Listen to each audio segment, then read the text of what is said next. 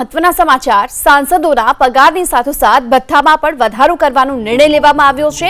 એટલે કે સાંસદોના પગારમાં 24,000 રૂપિયા સુધીનો વધારો કરાયો છે। સાંસદોને હવે 1,24,000 રૂપિયા પગાર મળશે અને સાંસદોના દૈનિક ભથ્થામાં પણ વધારો કરાયો છે અને 500 રૂપિયાનો વધારો કરાયો છે, જેથી હવે 2,000 થી વધારી અને 2,500 રૂપિયા દૈનિક ભથ્થું કરવામાં આવ્યું છે।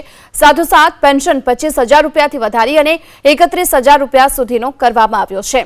તો કેન્દ્ર સરકારે સાંસદોના પગારમાં 24% સુધીનો વધારો કર્યો છે। જે પહેલા 1 લાખ રૂપિયાનો પગાર હતો તેમાં હવે 24,000 રૂપિયાનો વધારો કરવામાં આવ્યો છે અને દર મહિને હવે 1,24,000 રૂપિયાનો પગાર મળશે। અને આ સાથોસાથ જો કે આ વધેલો પગાર જે 1 એપ્રિલ 2023 થી લાગુ થશે।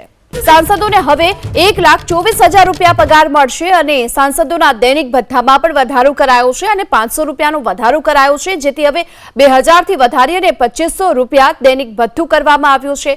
સાથોસાથ પેન્શન 25,000 રૂપિયાથી વધારી અને 31,000 રૂપિયા સુધીનો કરવામાં આવ્યો છે।